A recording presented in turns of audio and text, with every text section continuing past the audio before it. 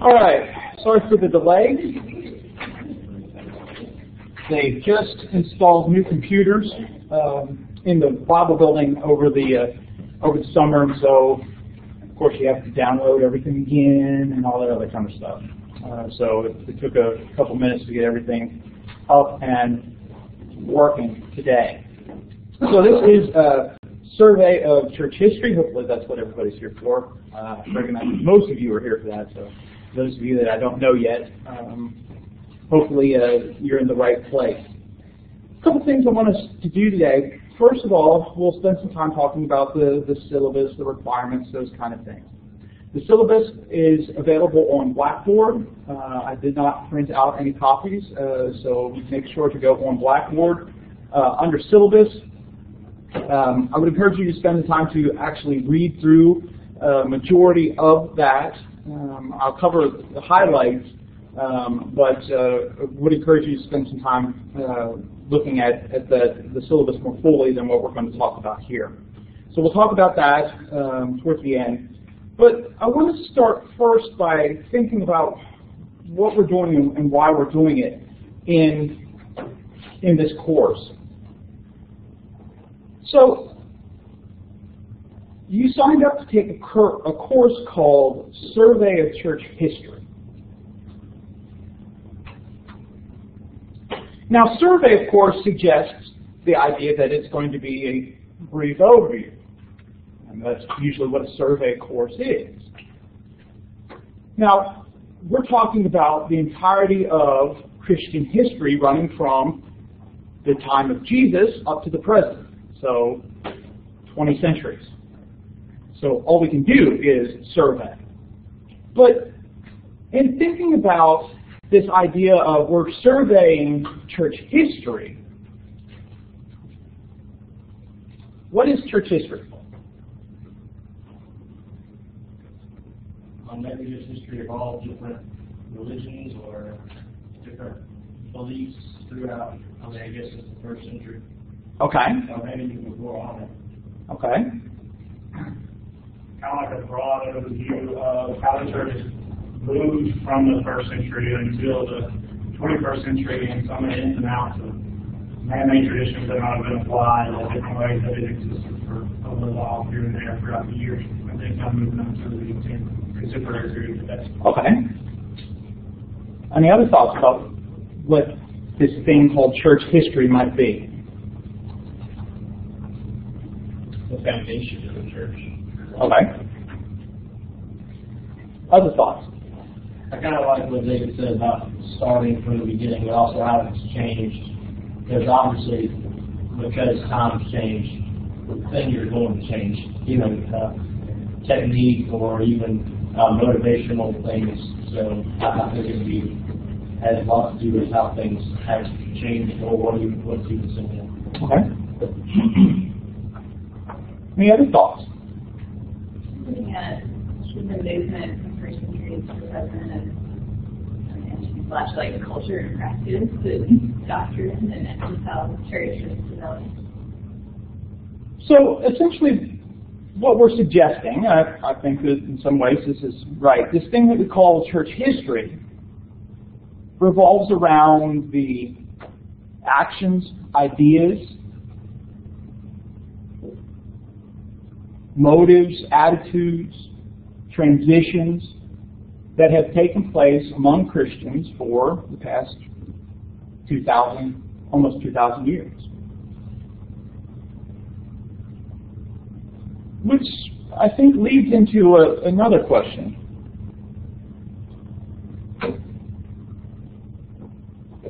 Polite way of saying it is why study church history. Another way to say it would be, who cares?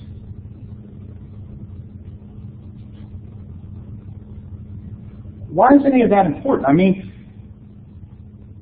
does it really matter what those people did and thought and believed and practiced and the kind of attitudes they had? Especially if we think about, we're thinking about being at a Christian university. Probably most of us, if not all of us, would suggest that we are Christians, even though we might belong to different religious groups. But probably we all say that what's really important is the Bible. What's really important is my relationship to God through Jesus. So why are we even thinking about taking a course called Survey of Church History? You don't know where you came from, you know where you're going. Okay. Know where you came from. Like I said, times change and everything, but the principles are the same. And so if we can look at how they dealt with it and how they dealt with the principles and the hard times that they were in, we can kind of adapt that and learn from that, how we can use the principles in our lives. Okay, so kind of taking the principles from different times to think about how applying those principles in our lives, our times. It's like if you don't know your history, it's bound to repeat itself, so if somebody could have done something better and improved on something, you don't have to do the same thing. Yeah, there's that truism that those that do not know the past are condemned to repeat it. We think in kind of that putting in a very negative type of way of the things in the past. Somebody grab that door, please. You're going to your 1040 class, you're late.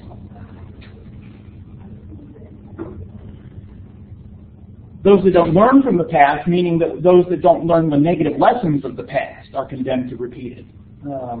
It's kind of what that suggests. Although we would probably say there are positive lessons to learn from the past as well.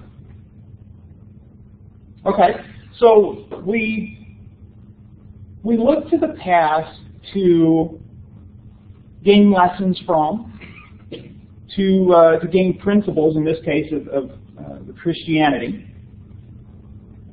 We can also be encouraged.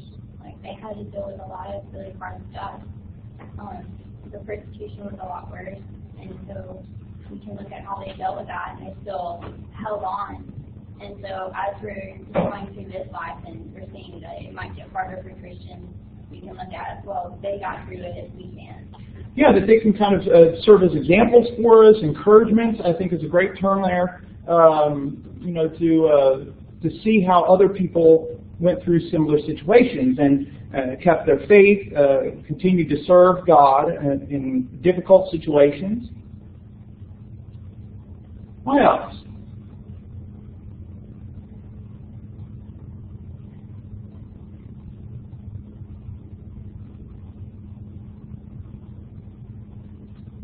The heritage of what we're studying. Okay, and on the heritage.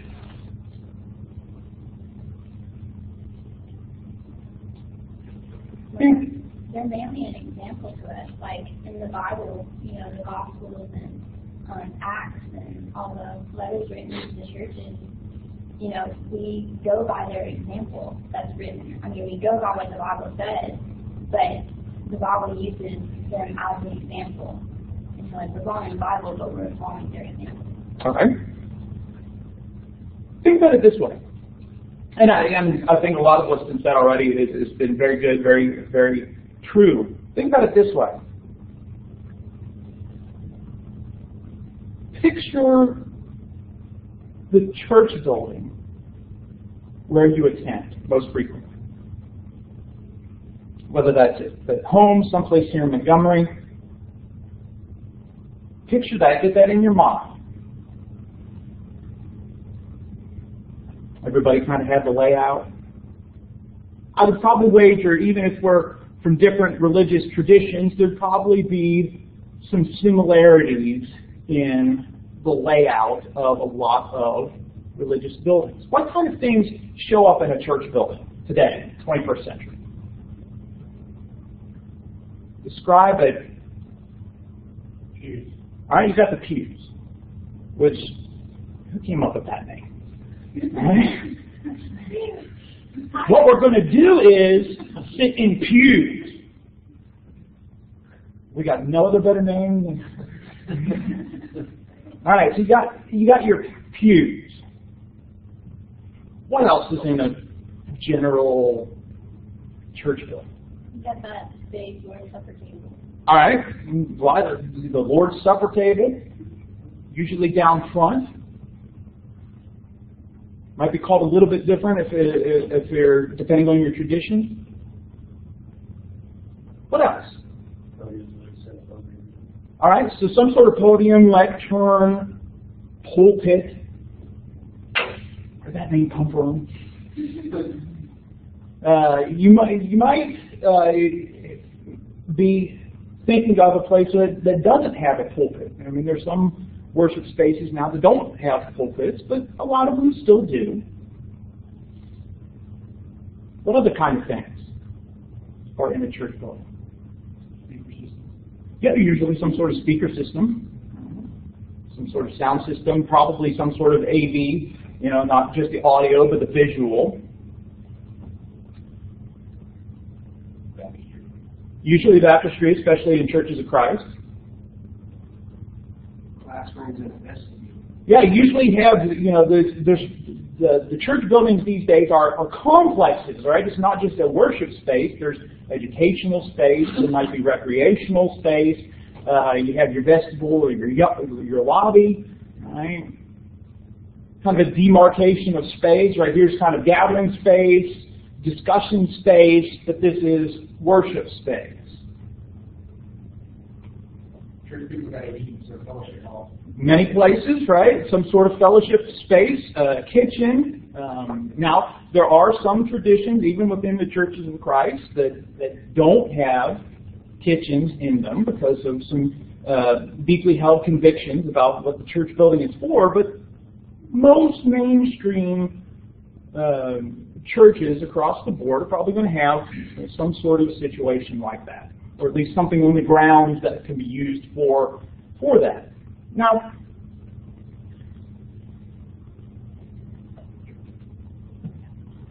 why does the church building look like that?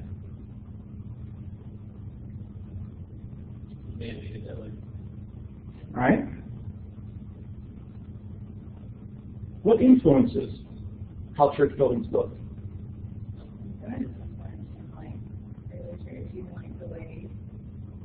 Early Catholic churches would set things up. And some of it's just functional now, but this is used in the way they're set up, all facing one center location, normally near the front. That's traditional. Think about it this way. If you're not Catholic, which I don't know, we don't have too much of a Catholic student population in Faulkner, and so it's unlikely that any of us are Catholic. Where does the pulpit or speaking area show up in a church building? In the front? Yeah. The Catholic is going to be in a couple different places, but it's usually higher than everything.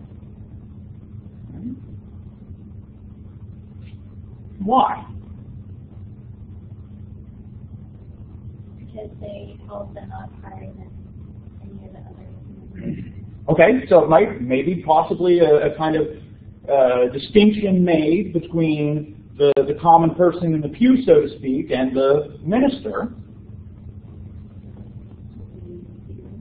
Okay, visual. What gets done in the pulpit, lectern, speaking area? What kind of actions take place there? Reading and singing. All right, leading and singing. Preaching. Scripture reading. All of which has to do with what? Speaking, but words, and particularly the word, right? So think now, you are a non-Christian. Right? You know next to nothing about Christianity. You walk into a generic church building that is set up the way we've described it. And you see pulpit, lectern, whatever, stage, Lord's Supper table, pews and seating. What would you say about that group? What kind of things can you draw, or what kind of conclusions can you draw from examining worship space? What's most important to a congregation that's set up that way? things spoken up from the front of the pew. Yeah, it's the elevation of the Word. But that is a relatively recent development within Christianity. Because of the Protestant Reformation, which elevated Scripture, emphasized sola scriptura, Scripture alone, and so the worship spaces of those that name themselves Christians began to change to reflect the fact that they elevated the Word over the Mass, or what we call the Lord's Supper, but at the time Catholics would refer to it as Mass. And so we've had this transition take place. So church history tells us even about why our worship spaces look the way they do.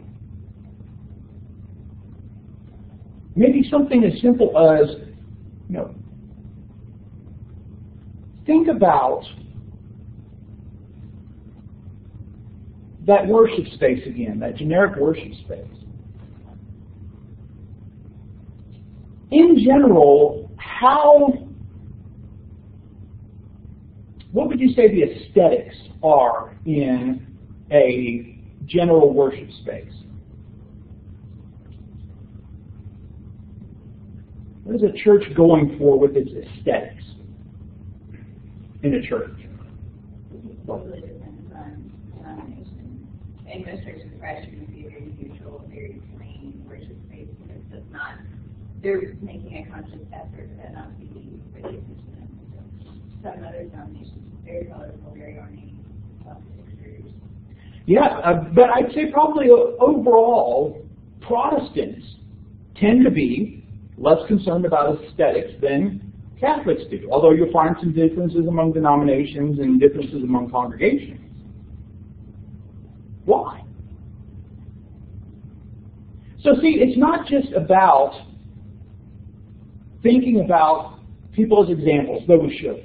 It's not just about understanding our past so that we don't repeat mistakes, which we should.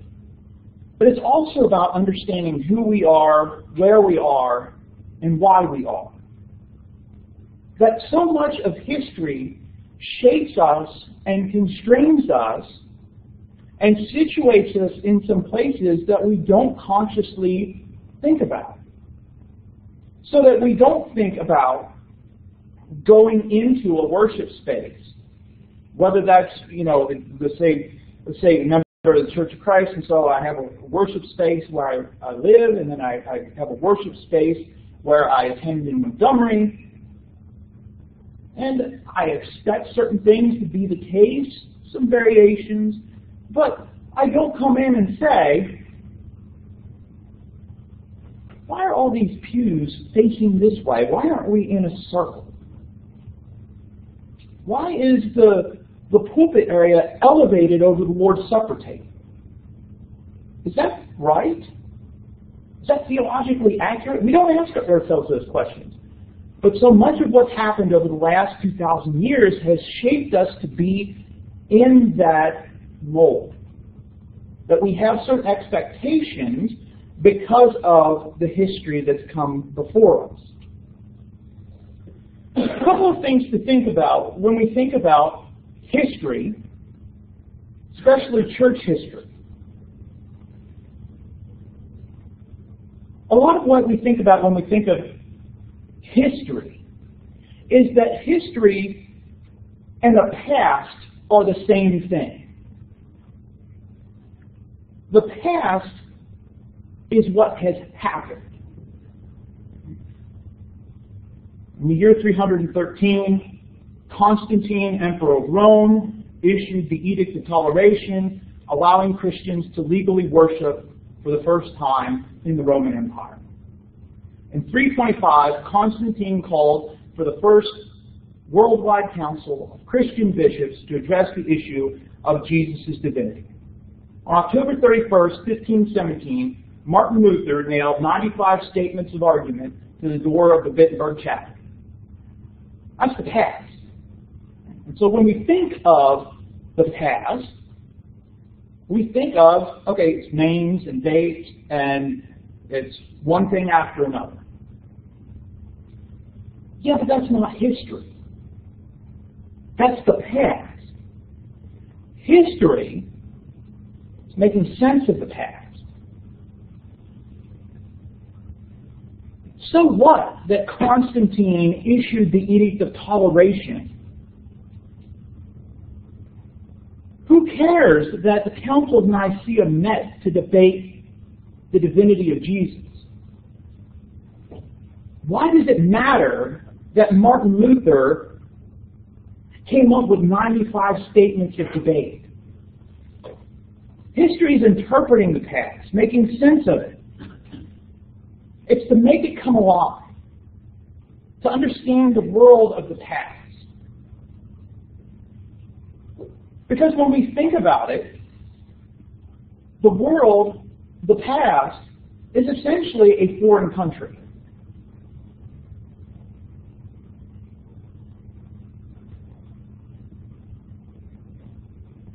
Let's think about it this way.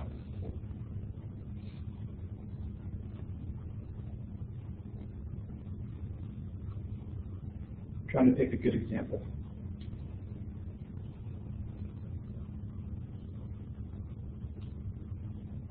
How is Jesus both God and human?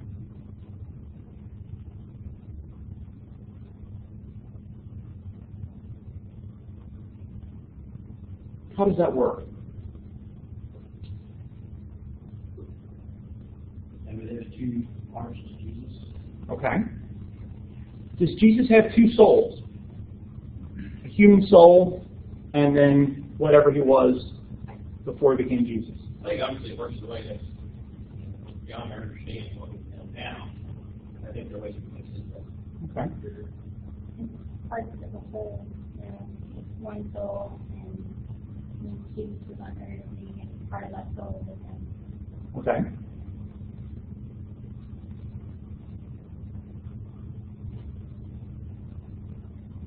How do you know? What was that, Jacob? We don't. We don't. Have you ever thought about it? Maybe a little bit, maybe once or twice. As we go through a lot of early church history, we'll see some of these very complex discussions. Hopefully we'll simplify them a little bit. But we enter this past that is it's a foreign country to us. Because we stand in a position where it's relatively settled for Christians to say Jesus is both God and human. We accept that. Most of us don't think about it. It doesn't really often come up in sermons, really, to try and defend God, Jesus being God and human. But when we look back into the past, we find a lot of debate over this, and we might wonder, wait, why are these people talking like this? And you know, there's a lot of different views that come up that we don't understand, and we have to make sure that we sometimes understand people on their own terms first before we try to bring them into our 21st century world. Now, as we think about church history, some historians, Thomas Andrews and Flannery Burke, have laid out that there are 5 C's, and some of you have been in classes where I've talked about this, so this will be a refresher, and for some of this, of course, for some of you, this will probably be new. One thing that we, as historians, focus on is change over time. We've already started talking about change.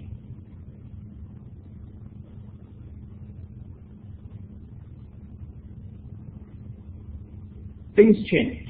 They don't stay the same. So that the worship space we enter here in the 21st century doesn't look like worship space in the 14th. Worship space in the 14th doesn't look like it did in the 4th century. Things change. They modify based on the time that it's a part of.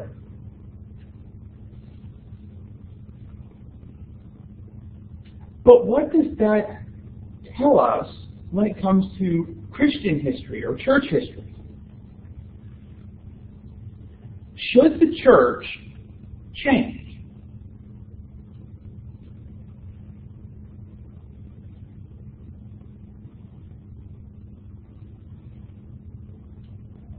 I think it depends on what area you look at, what is changed.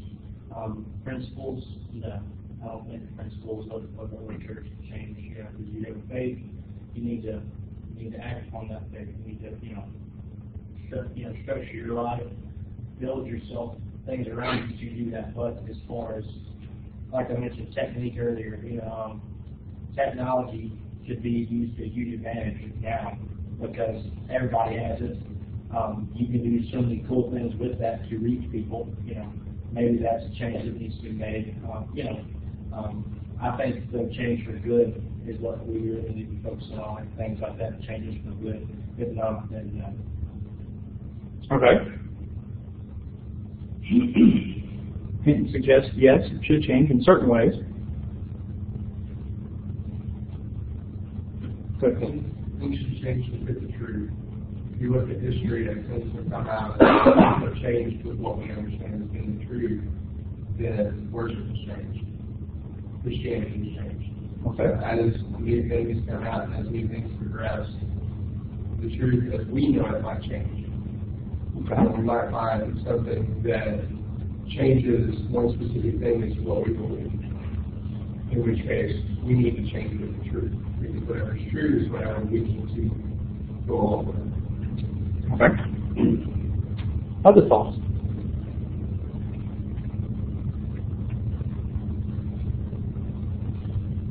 I think it's a matter of should, but it will. It always has. Okay. Yeah, I mean, it's probably going to, right? And it's just probably going to be a part of culture. It's just change of people change and generations change, and they're the people that are in the church. But I think, sort of like Henry said, the church needs to know the core values, but then be willing to, when it's not one of those issues, be willing to see all things to all people. Okay.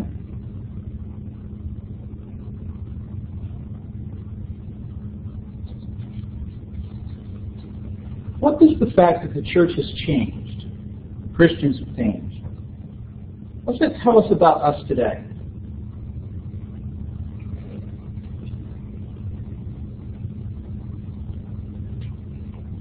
We may not be able to go back to being the exact same as what it was.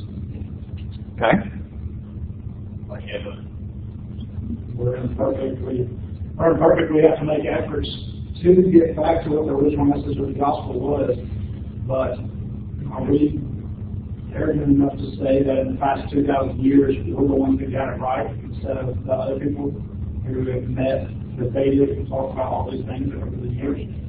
We can't be arrogant enough to think that. So even though that we try to make core values, there should be something that we're more than likely wrong about.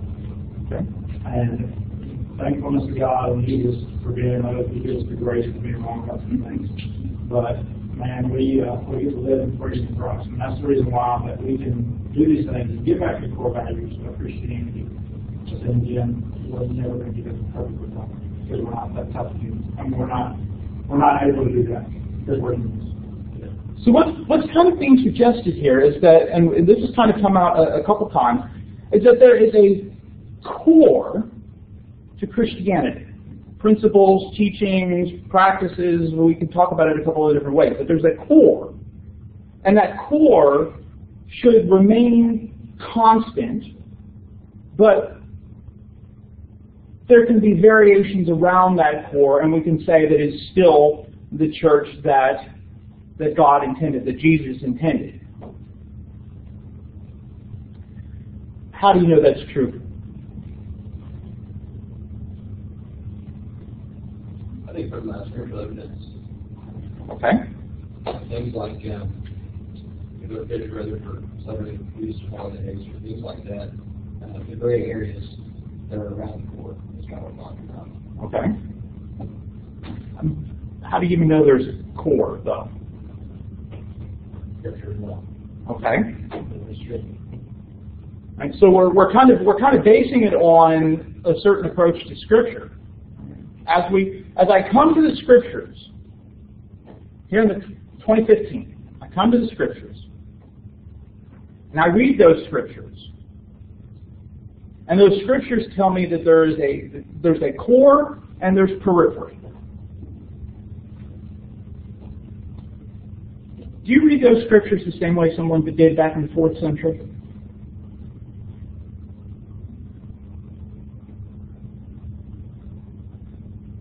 First of all, probably most of them didn't read it, didn't have access to it.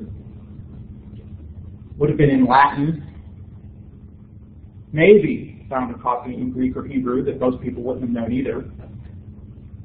So the fact that we can read the Scriptures at all makes us quite different than a lot of our early Christian brothers and sisters. But how do we know that we're reading them the right way? When we're reading them through the eyes of 2,000 years. There's an old thing for effectively doing the reading in the right way, because people that have done before us in the past and try to interpret these things will get back and move it, along with looking at the original one. And so history kind of confirms what we think. And so history becomes a very important component of our Christian experience in so many ways, often ways that we take for granted, which sets up the second C of historical thinking, and that is context. There are times when the past can feel familiar, but there are other times, of course, when it is foreign. So we need to understand the past in its context. We need to, or a third component that historians think about is causality, cause and effect. This idea, this event, these people cause this thing to happen. And so, because of a bishop deciding that Jesus had been created instead of always existent, a worldwide council happened to address that question, right? Because this bishop in Alexandria, Egypt, gotten in his head that Jesus had been created. And so there's the first worldwide council to address that. And things happen, things cause other things. We are the effect of the things, the people, the events, the practices, the history before us. Now, that sounds very deterministic. Right? It's kind of like history kind of has constrained me to be in such a position. But on the other hand, historians also support the idea of what we might call contingency, to keep it in the seed. And that essentially behind the idea of contingency is the belief that human beings make choices that affect their presence. Which means that people in the past made choices. Now that has an effect on our present, but we still make choices. We are beings with agency, might be another way to put it. And so yes, a lot of things shape our thinking. We look through the world often with the lenses of our culture, of our families, of our genders, but we still make choices. And people make choices, make decisions that matter. The final C refers to the idea that the past, history, in attempting to understand the past, is often complex. Human beings are not simple to understand. And what we recognize is that human beings are not always consistent, even as Christians. Take, for example, Thomas Jefferson. Now, Jefferson could only loosely be called a Christian, but when we think of some of the ideals that Jefferson put forth, something like the Declaration of Independence, about all human beings, all men being created, all being created with certain inalienable rights, among which are life, liberty, and the pursuit of happiness. That God, the Creator, had endowed people with those rights. They were inalienable rights. There should be nothing that the government does to take those rights away from a person. In the United States, we say, yes, absolutely, those are very important rights. And we look back at Jefferson and we say, we're glad you expressed that, so that we can live in a nation like what we live in today. But on the other hand, Jefferson held slaves.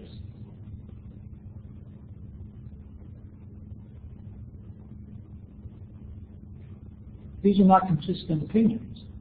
Right? These are not consistent ideas. How do you declare all people of equal worth, equal value, given the right to life, liberty, and the pursuit of happiness, yet you also hold people in bondage, denying them their rights of liberty, the pursuit of happiness, and maybe even sometimes their lives? Human beings are complex. There's probably a lot of places in our own lives where we would say, if it really came down to it, I'm not consistent on everything I do. So the people of the past don't always live up to what we want them to be. We come back to our question of why study church history. And ultimately, we've talked about a lot of the reasons for that. The examples, the principles, the effect of the past. But we also probably would recognize that a key Christian contention is that God at times has intervened in human history. And the clearest place where God has intervened in human history is Jesus. In the midst of history, God took on human form. Now that is a historical claim. Jesus, it didn't happen before time, it's not going to happen at the end of time, but within time. But one last thing I want us to think about when it comes to studying history, specifically Christian history. And again, these are from some historians. This is not a list I've come up with myself, but some very important things that I think are true. Is that studying history helps us develop certain virtues. Things like humility. Kind of what Jacob said earlier. We have to be careful that we don't have that arrogance of, I know it all, I've gotten it all right, and everyone who has come before me has been completely wrong. History shows us that people make different decisions.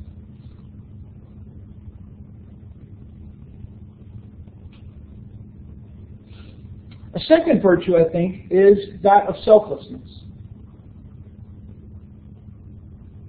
We are not going to be talking about every Christian who has ever lived. First of all, because we couldn't do that in a semester. But second of all, we just don't know. So much of the past has been lost to us for various reasons. The experiences, the lives,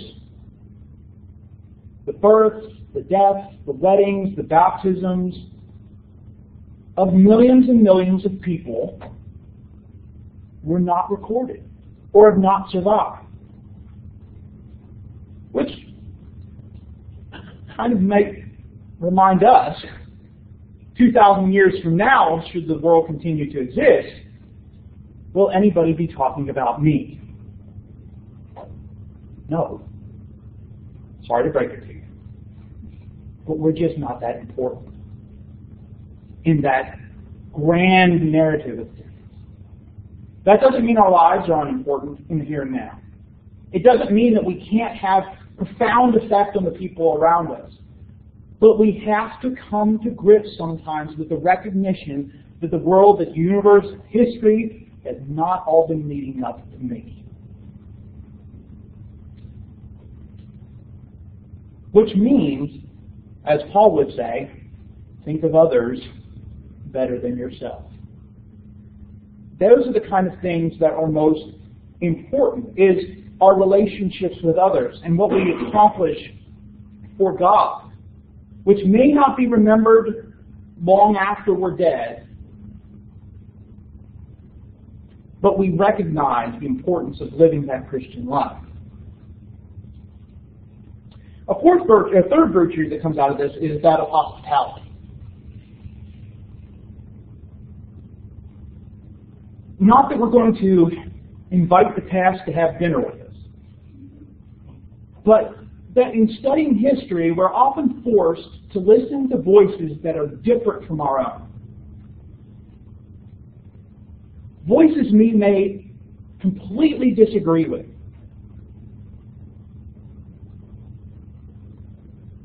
But listening to them, letting them and allowing them to speak and hearing them, helps us be more hospitable to the people around us that might have differing voices.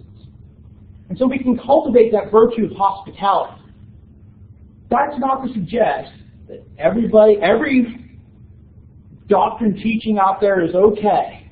It's not to suggest that everybody is on the same path going to the same destination. Or the same destination, just different paths. I'm not suggesting that. But it does encourage me to be hospitable to people. Whether that's in other Christian groups, whether that's in non-Christian groups. To listen.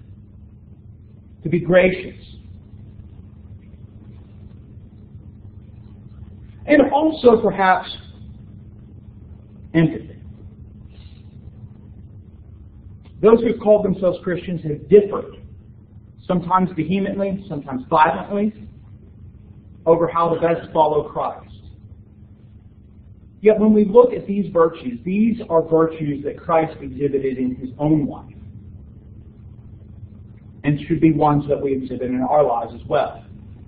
Aren't we called to be more humble? Aren't we called to be selfless? Aren't we called to be hospitable? Aren't we called to be empathetic?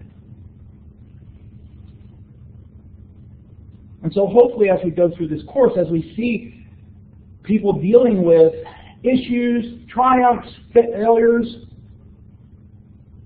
trying to make sense of what it means to be a Christian in this time, in this space, whether that's 14th century Constantinople, whether that's 18th century Washington, all of this is a way for thinking about how Christians have made sense of their world.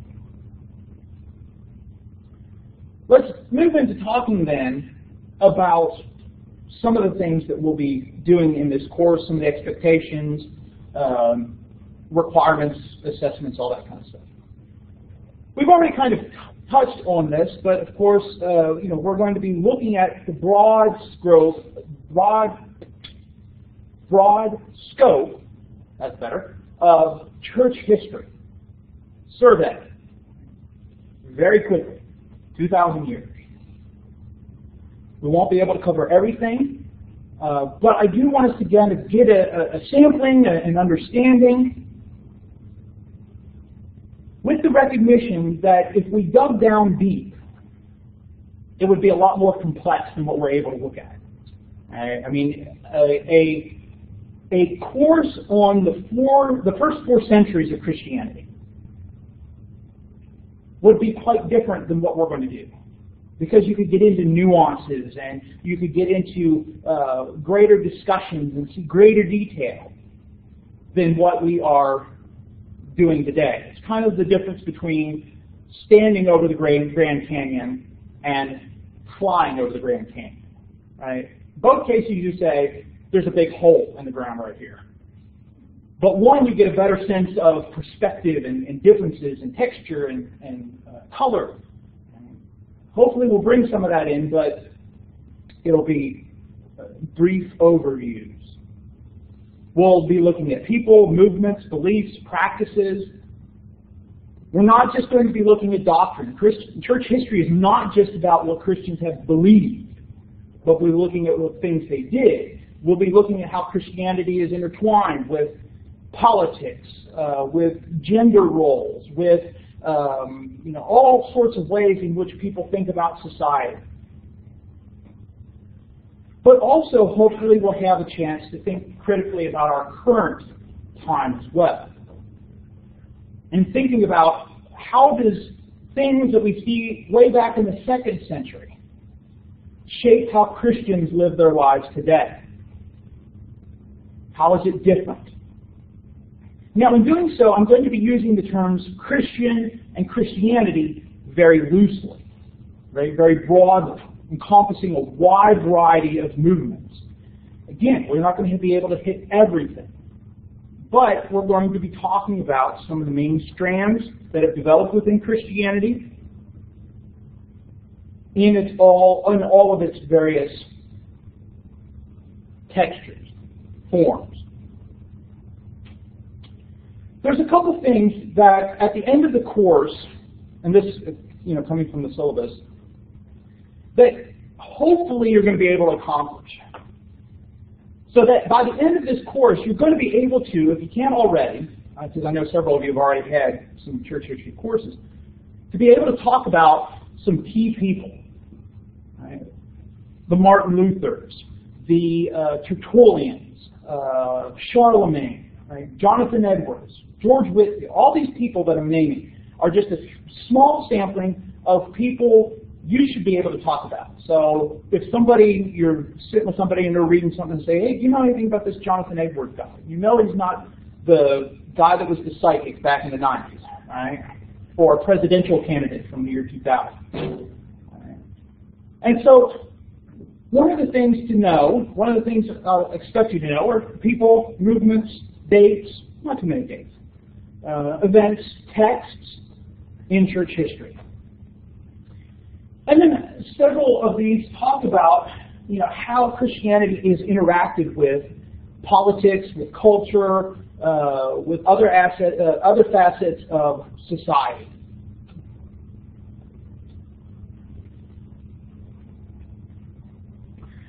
Essentially, the way I'm going to figure out whether you can do these things or not are through assessments, right? Assignments. A couple different assignments. We'll talk about these more here in detail, but essentially 3 types: reading quizzes, reflective essays, and 3 exams, 2 during the semester and 1 at the final. 2 textbooks for the course, both written by Justo Gonzalez, church historian. Volume 1, Volume 2 of the Story of Christianity. Get the 2nd edition, 2010 edition. Yes, you can find it cheap. The 1st edition cheaper on Amazon, but the reading quizzes come from the 2nd edition. You can find it used. It's 2010. You will need that as Volume 1 especially as quickly as possible. The first reading quiz is due Thursday. Right. It is available electronically, Amazon Kindle. I think it's like $10.99 or $11.99 on Amazon. If you aren't able to get the textbook by Thursday, communicate that to me. We can make some arrangements. But get those textbooks as soon as possible. You said get the second one, not the first one? No, get the first one immediately. Okay, never mind. I think that's what I already have. Okay, sorry. I was talking about the first. I want you to get the 2nd edition, the 2010. Okay. Right. It was. So I have one of the books, but I was like, I thought you said we needed the second one for the first because I was That's all right. Here's a brief outline of where we're going to go. Thinking of it in chunks, right? We're going to spend some time Thursday talking about backgrounds to Christianity. So things that happened that set the stage for Christianity. talk about Jewish trends, things going on in the Greco-Roman world. Then we'll move on into kind of an early church, early medieval, late medieval, Reformation, modern Christianity, and then contemporary Christianity. Move in largely a historical outline, surprisingly. In doing so, we'll be looking at a couple different things. Gonzalez tends to take the story of Christianity, as he calls the book, in a relatively chronological fashion. I'm not going to necessarily do that in this course, and so if you've had a history course with me already, you know how I'm going to do this. We're going to be looking at it in chunks. So kind of pulling things together. So when we talk about the 2nd century, we're going to be talking about how did Christianity interact with politics in the 2nd century? How did it interact or think about its relationship to culture? Would be the second one. A third chunk is that of doctrine. What doctrinal developments occurred during this particular period? A fourth section is Christian practice in the 2nd century, in the late medieval. What were new things? What were changes?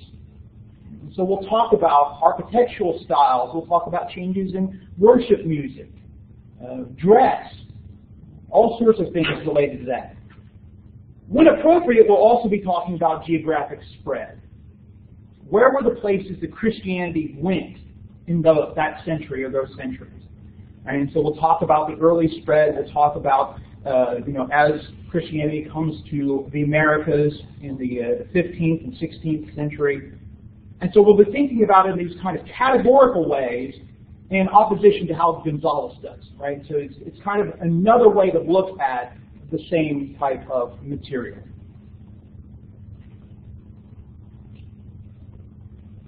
Let's talk about the requirements, the assessments. I already mentioned the reading quizzes. For nearly every class except exam days, there will be a reading quiz. Those reading quizzes come from the Gonzalez textbook, either Volume 1 or Volume 2. On Blackboard,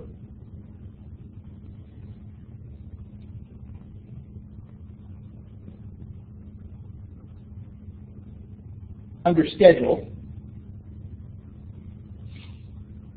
you will see a class-by-class arrangement of the different topics, any sort of assignments, the reading quizzes. So for Thursday, you should complete the first reading quiz, which is on pages 1 through 48 of Volume 1. You say, 48 pages, isn't that on Thursday? It goes really quickly. Gonzalez is a very good historical writer, so there's a good flow there. And so by next Tuesday, the quiz is going to be on pages 49 to 82 of Volume 1. All right, everybody with me? So complete that by that date. But I'm not just saying know everything on those pages. Also on Blackboard is this key things to know. This goes through all of those chapters, broken down by quizzes, of the people, events, texts that I want you to know. And so as you look at the chapter, focus on these things. Pay attention to these things. Right? And so quiz 1 is on chapters 2, 3, 4, 5. Okay? Quiz 2 is on chapters 6, 7, 7. The quizzes are under quizzes. All right. Surprise, surprise. All available. All right. So if you want to go through and get all the quizzes done, yeah, I buy that. But if you want to work ahead, you can work ahead. Right? And so they're available now. I'll give you a lot of lead time, I mean. But also the due dates when they're due. They are due 1 hour before class starts. So by 9:40 on Thursday, unless you've made arrangements with me because you're having trouble getting the textbook, you should have completed quiz 1. Before 9:40 on Tuesday, a week, you should have completed quiz 2. I would drop the lowest quiz score at the end of the semester. So you can skip one, if you miss one, it's okay, it's not going to affect your grade. The quizzes are multiple choice. There are 4 questions. You have 10 minutes to take it. If you are prepared, it shouldn't be a problem to take it in 10 minutes. Be careful, though, when you take it.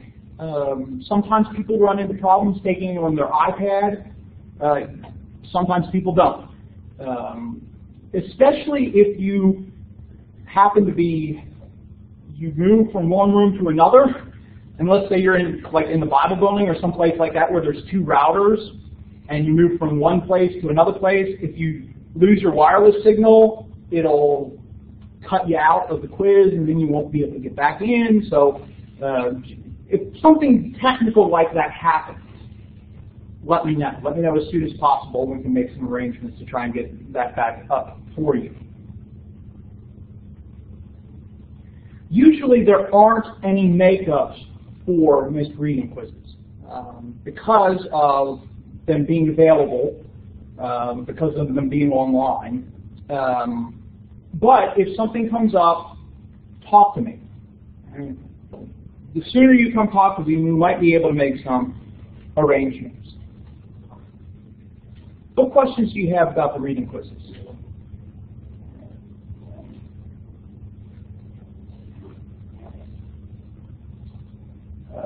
Yeah, I talked about the key things to know section already.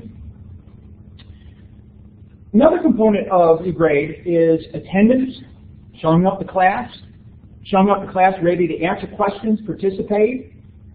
Some days we might have more discussion than others, and so some days there might not be much to communicate. But coming prepared is very important. I think having done the reading, thought about the reading, come prepared, I think will make it a better experience for all of us as we look through this. But additionally, things happen. And so sometimes things come up and you have to miss class.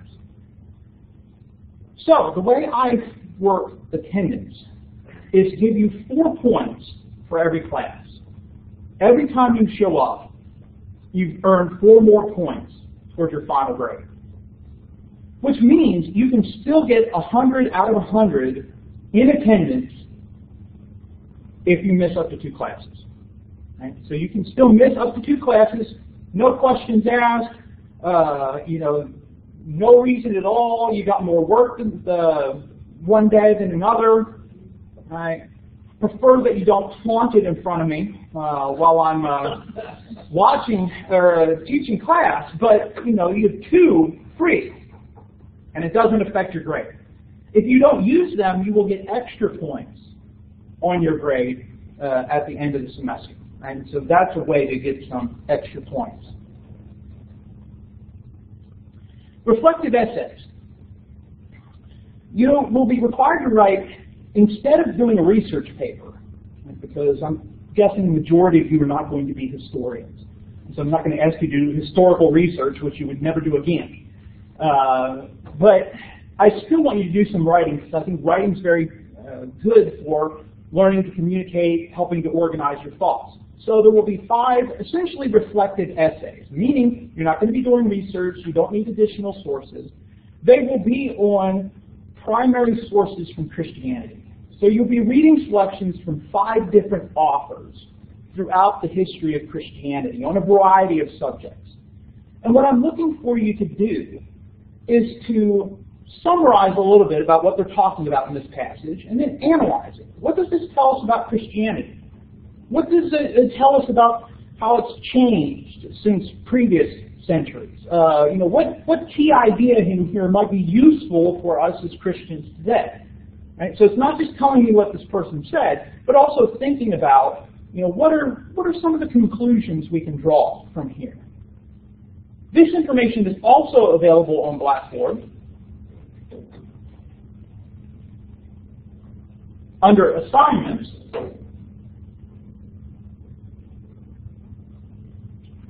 With all the sources are electronic, right? So they're all available on the web. And I tell you what specifically to read, right? So when you pull up Justin Martyr's apology, theoretically, worked on my computer upstairs. There we go. It's quite long. Right? Well, you only need to read paragraphs 1 through 4 and 54 through 68. Right? And so and all the paragraphs are numbered in there, right? And so you'll know. Just look for paragraphs 1 through 4, 54 through 68. Right? Same thing with the other ones, right? When you read this sermon by Martin Luther, this sermon by Martin Luther. So 5 of those. I have provided a sample reflective essay on what is it I'm looking for. And so that's available for you to look at as well. And so this is paragraphs 9 through 20 of Justin Martyr's apology. And so take a look at that. Certainly if you're unsure, come talk to me, shoot me an email, let me know what I can do to help you. All right? But that might be another source for you to look at and say, okay, what is it that I'm looking for? Right? So you have this first part is a response or a summary, and then, well, this selection tells us many things about early Christianity. All right? What does it tell us? Right? What kind of things can we use for today or think about today from this section? Right? So that's the kind of stuff I'm looking for you to talk about. On reflective essays, how many words there could be? I'm sorry if you said that. They need to be at least 500 words, right? And so that's page and a half double spaced, 2 pages double spaced, right? You can go over that. I would encourage you not to go too far over that. You don't need to retell everything, but just kind of find the key points in your summary. Other questions about the reflective essays? And so there's 5 of those due at various times throughout the semester, listed in the syllabus, listed in the schedule as well.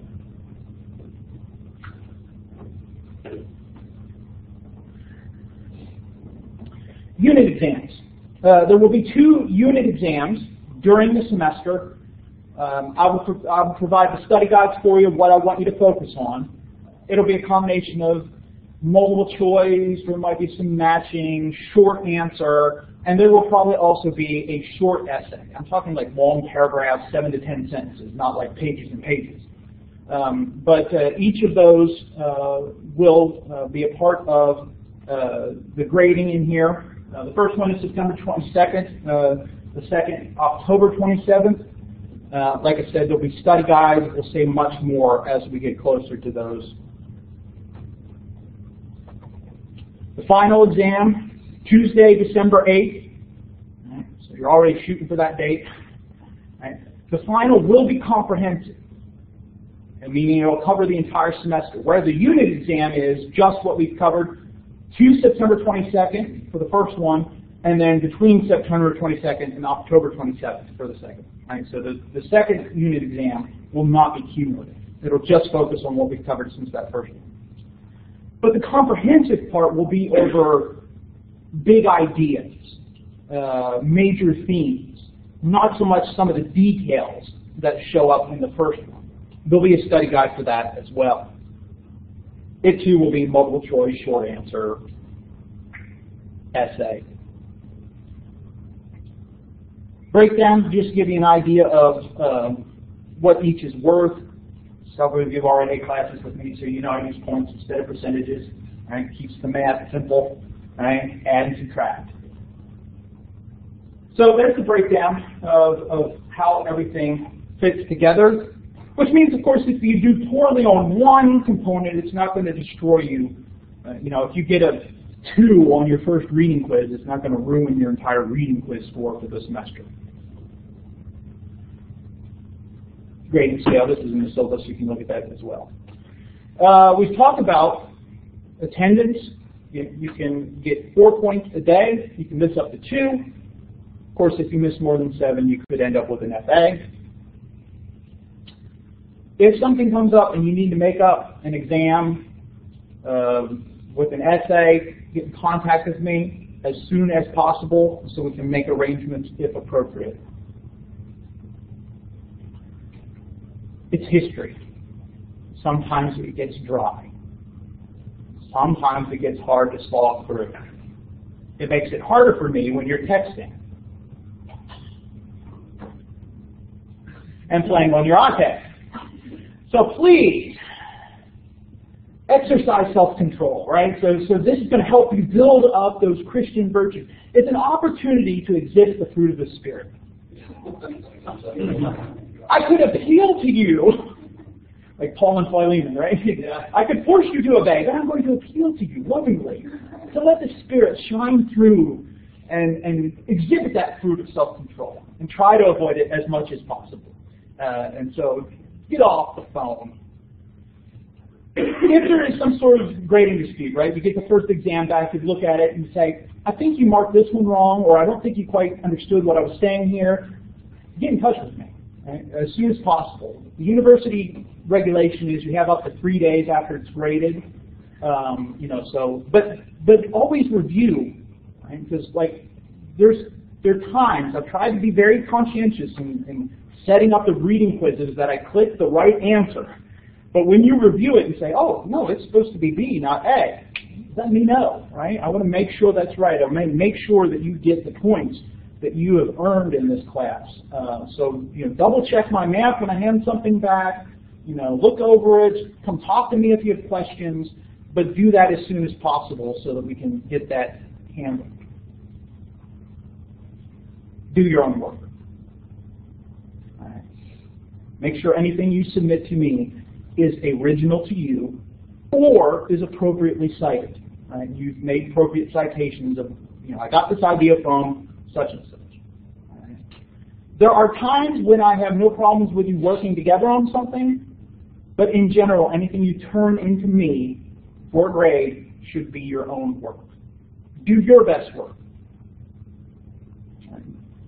Again, it's not just about don't do it, it's about integrity. Right? Another one of those virtues. Right? Being the kind of person you want to be. You're at a Christian university. Part of being a Christian is being a person of integrity, a person of honesty. Cheating, plagiarism runs counter to those virtues.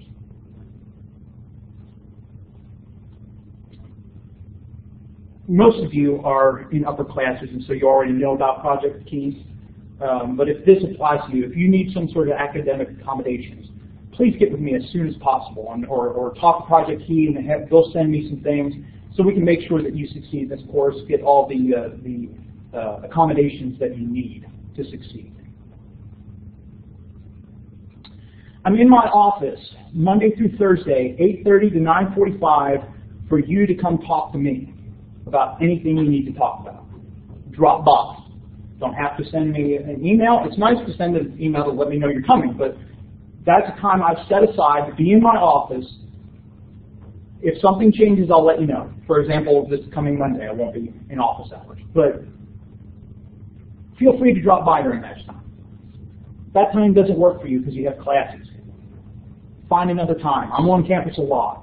Right? And so whatever I can do to work it out so we can meet together, if there's something you need to talk about, if you want to just review something, or if you want to talk about study tips or whatever I can do to help you succeed. And of course you can email me. If it's something that can be handled by email, shoot me an email. I respond to email usually within 24 hours. If you haven't heard from me within 48, then send it to me again because maybe it got eaten or something. It's happened. Right? I mean, there are some students that had a problem with the Faulkner email and then tried to send me an email from the personal email, and the spam filter ate it. Right? And so there was quite a bit of where'd it go? Right? So if you haven't heard from me in 48 hours, shoot me an email again. Certainly you can catch me before or after class as well. But let me know what I can do to help you succeed in this course. Any questions?